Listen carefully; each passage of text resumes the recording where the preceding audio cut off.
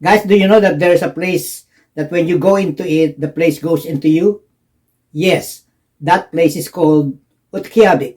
It is 1,300 miles away from the North Pole and roughly 320 miles north of the Arctic Circle, which, as could be assumed, snowfall occurs in this part of the globe all year round. And with that, World Eyes will bring you now to a place called Utqiagvik. World Eyes brings you any educational knowledge or information around the globe, current or many years ago, that has historical or significant value. It is your eyes to the world. Previously known as Barrow, the name change was implemented as part of the decolonization process and in support of the use of the Inupiat language. The name change refers to the location for harvesting wild roots. This area is home to the Inupiat people whose culture predominates the place.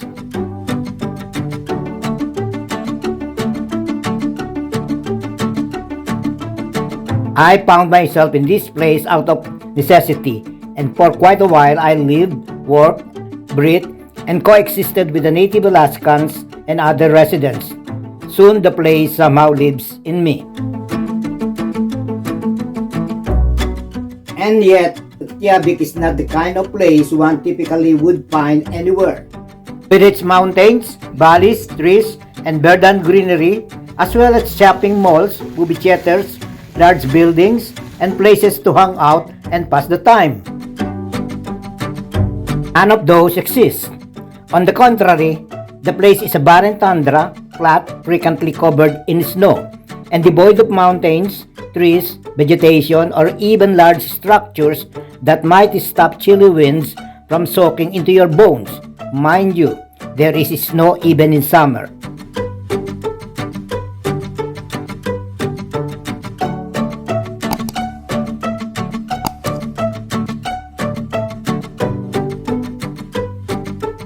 It is common for temperature to drop to negative 30 degrees Fahrenheit or as low as negative 40 or even much colder.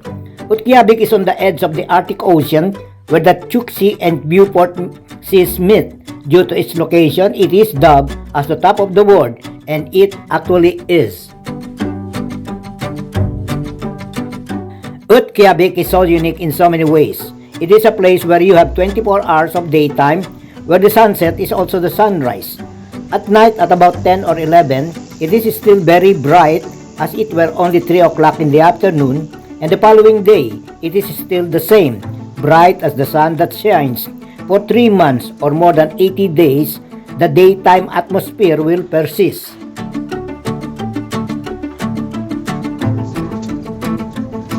As if that weren't enough, there would also be nighttime of 24 hours.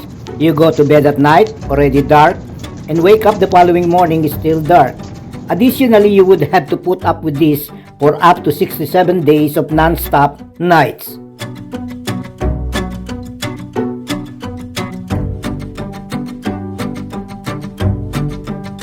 Because of the cold weather, which is more often than not, there are nights wherein you can be entertained and mesmerized by the dancing northern lights, also known as aurora borealis, in a clear dark night sky while you shiver in bitter cold.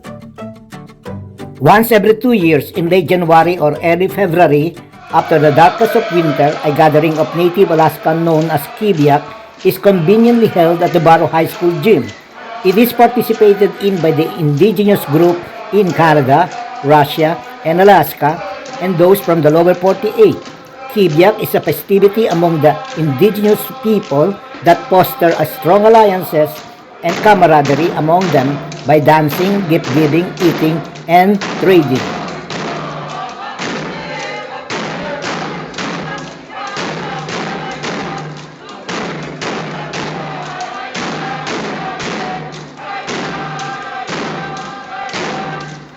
Additionally, there is this so-called harvesting of whales, which is part of the Inupiat culture.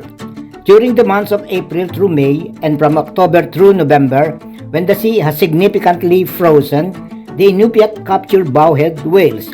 The International Whaling Commission closely monitor the quota-based whale harvesting program.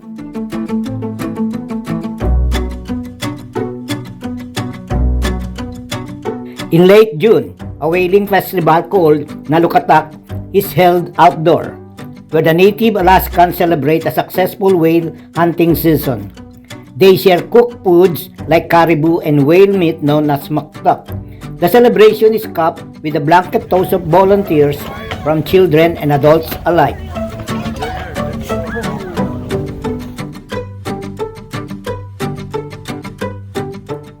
Wild animals are something that you would not want to miss in Utqiagvik. Similar to when polar bears venture into the town scavenging for food. Or the elusive fox that changes color as they run in the frozen tundra. Or the caribou that appear in groups. Or the beautiful snowy owls that show on rooftops, on electric posts, or on metal or wood structures hunting for lemmings and birds.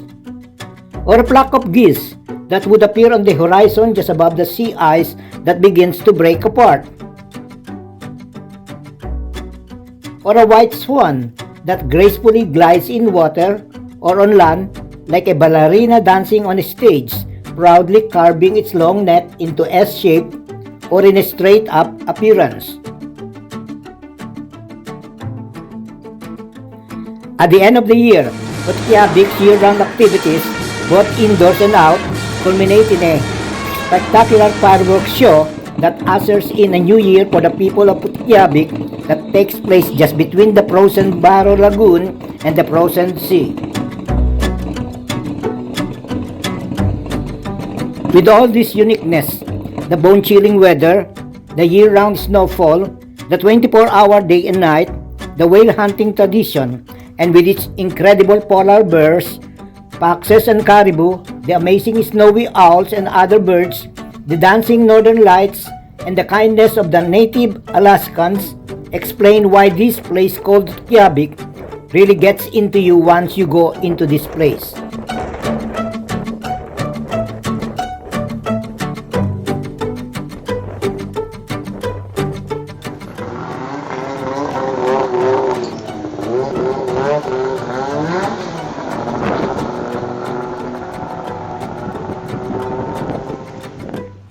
Thus, as a means of expressing my gratitude for having the opportunity to experience how it is to live and breathe in this town of over 4,500 people that is uniquely different from the other places I have lived. I have meticulously gathered whatever photographs I have taken and journals I have written in order to immortalize this town as best as I can, with the limited resources I have in order to make it easily accessible to anyone who wishes to know about this small town in Alaska, which is just over 1,000 miles away from the North Pole and roughly 320 miles north of the Arctic Circle. And this book, in a softbound paperback, A Place Called Utqiagvik, is now a reality, and hopefully it can serve as a reference material for future generations to come. This book is for you. Thank you, good day, and good night. And that's for now for Word Eyes. Stay tuned on my next vlog. And don't forget to subscribe, please. Thank you.